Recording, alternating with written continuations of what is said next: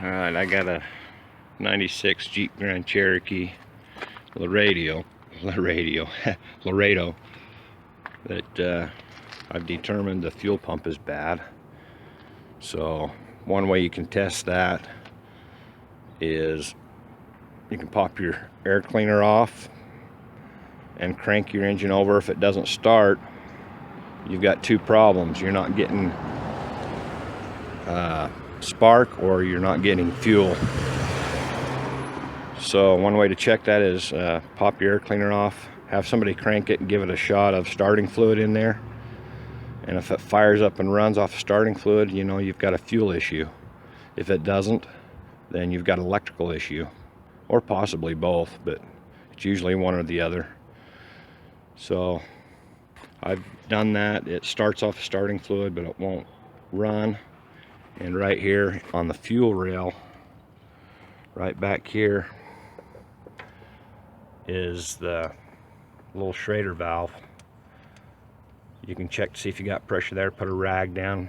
Hopefully, you know, make sure your engine's not hot.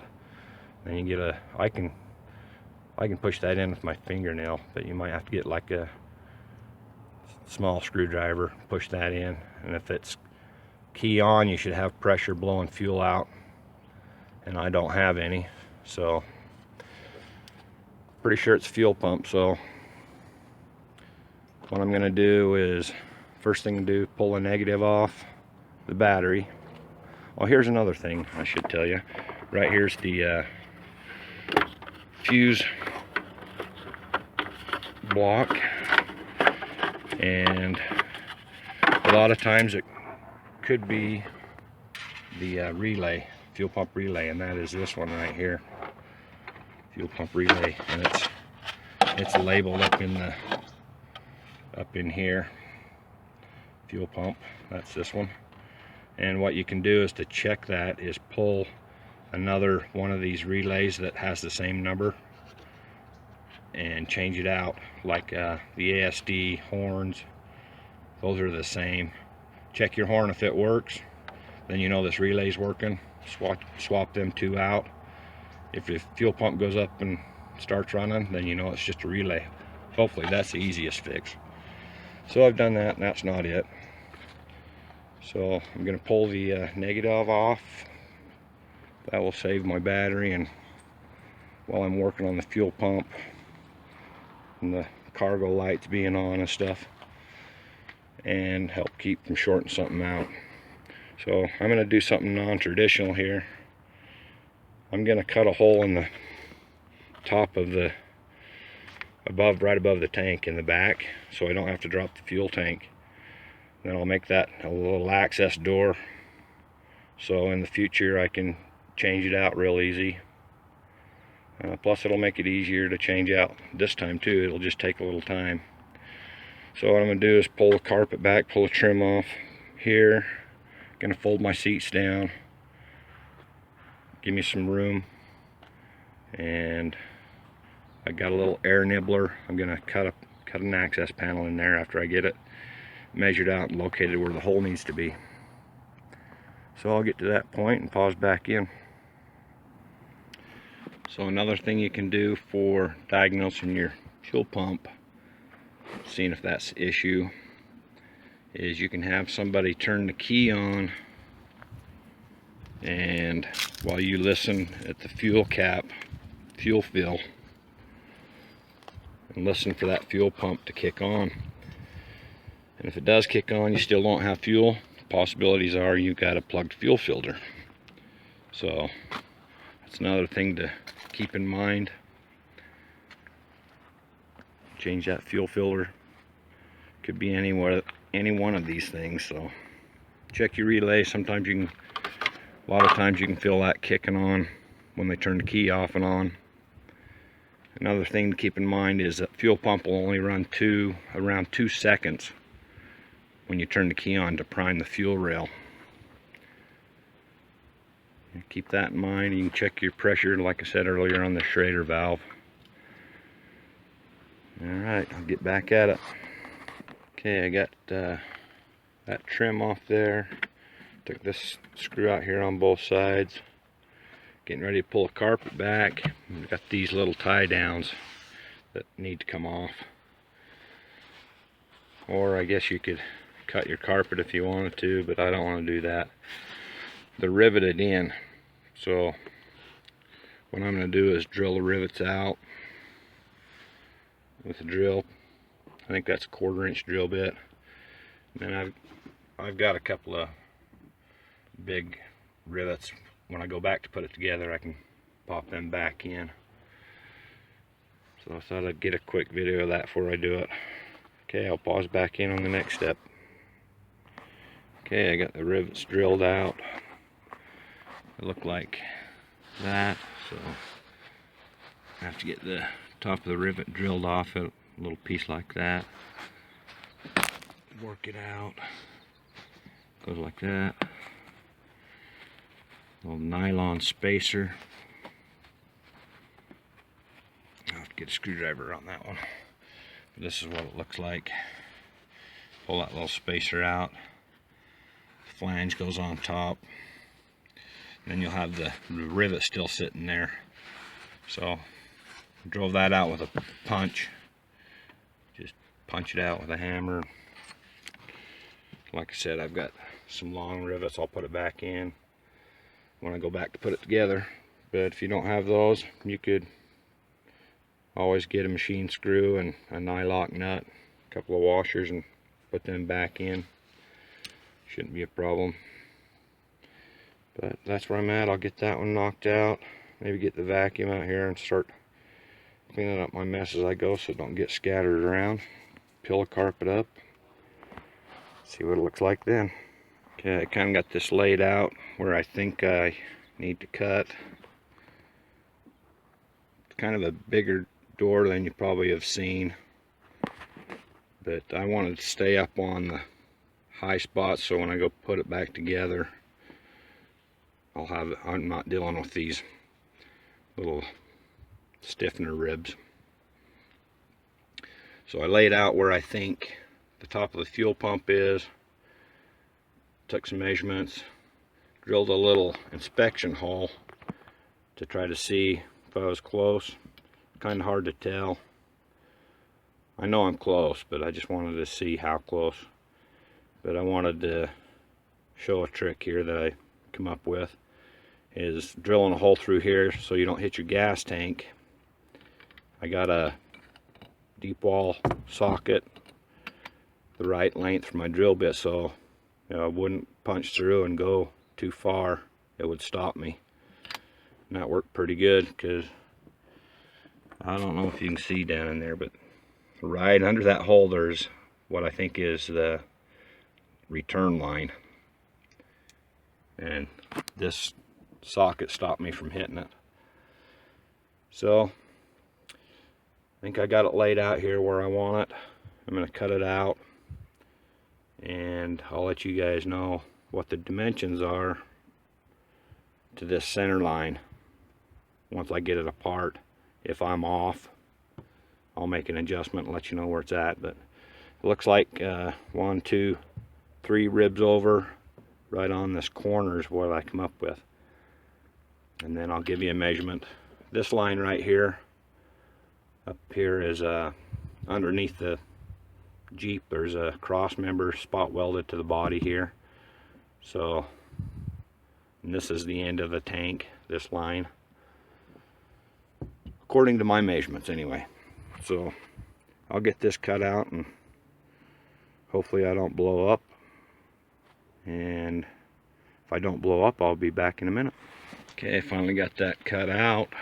Kind of a bugger. Might be easier to drop the tank, but so here's what I got. There it is. Something that I couldn't see, couldn't measure for, was this hat channel underneath the decking here. It was spot welded on there, there, and there. Kind of had to pry it out, use my air chisel on some of it. That helped out good. Some of it I had to, like this one, I had to knock out with a screwdriver, bust it. but that's something to consider when you cut your hole.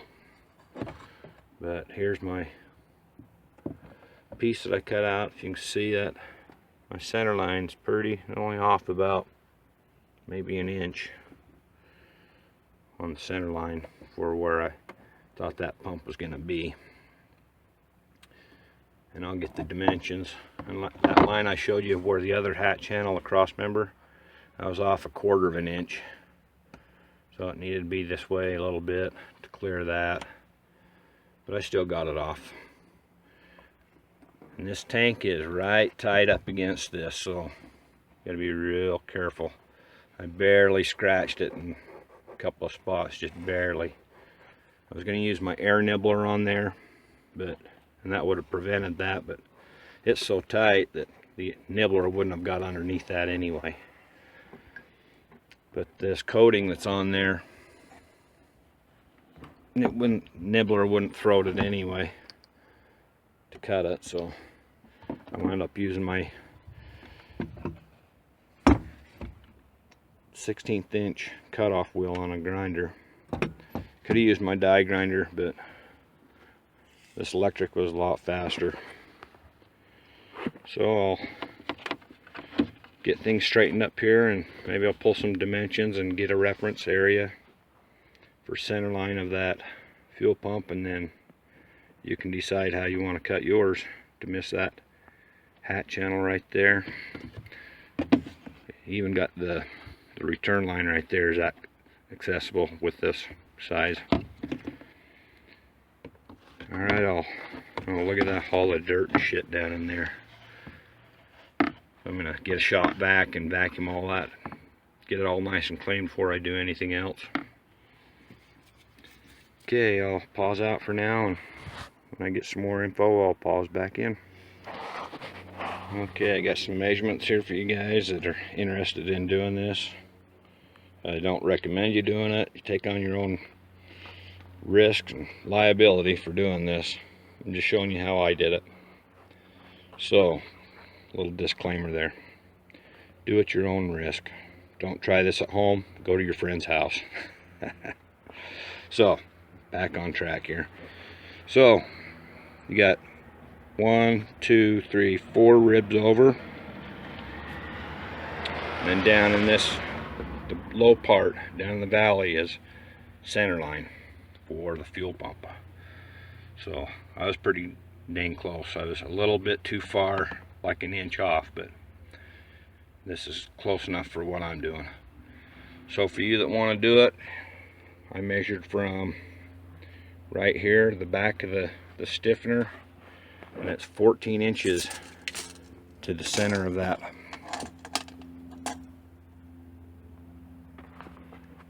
Remember I told you it was off a little bit? Go 14 inches, and that'll be your center line. And then from there, to miss that rib underneath, you go 2 1/4 inches away, and that will let you miss that rib that was right there. And then from this rib over, go 6 1/2. This is how I would do it if I had to do it again. I'd cut a little smaller. So I'm giving you these dimensions.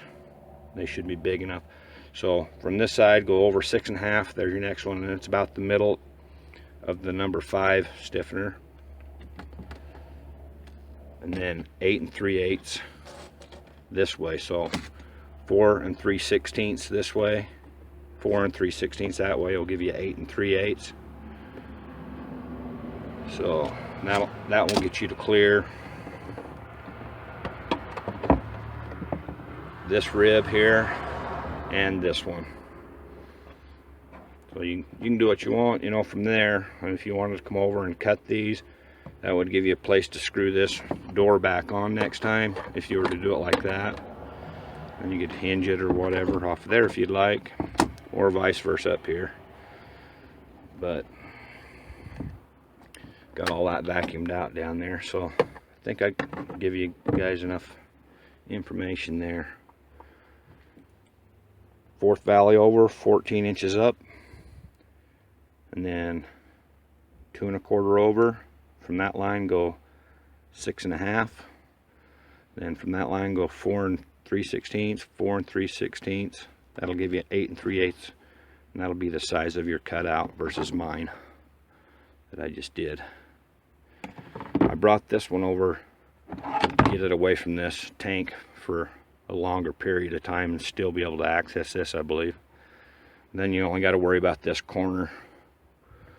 Everything else is, you know, it's a little close right here.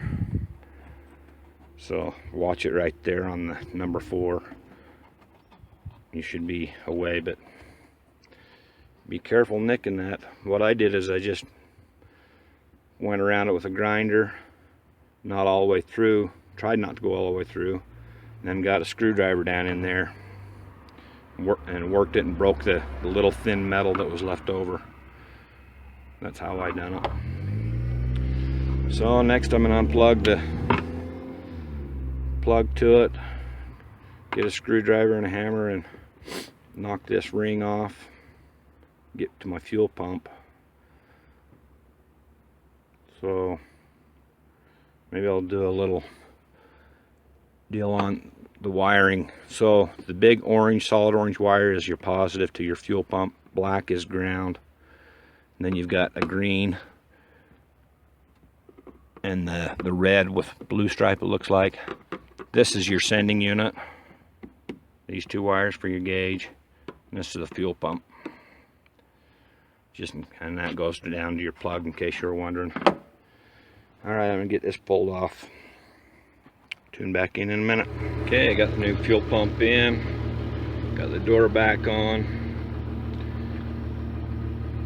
I actually used 2 self-tapping screws here. That's where that hat channel was, where the spot welds were. So I just used the holes that were in this for a hole for that. Worked out good. Put some seam tape across there, seal that up, and change the filter while I was right there. And as you can probably hear, it's running. So had to turn the key off and on about 8 times to get the full system primed with enough fuel to start. So instead of turning the key on and cranking and cranking and cranking and cranking and cranking, just turn the key off and on about 8 times to prime the system. And then it'll run rough for a little while till it gets the air worked out of it. Well, that's a wrap. So hope you guys can use this. Hope it helps somebody. And if you like it, click the thumbs up button. If you don't, click the thumbs down button twice. Like, share, and subscribe. Comment. Sure appreciate it. Have a good one. Good luck.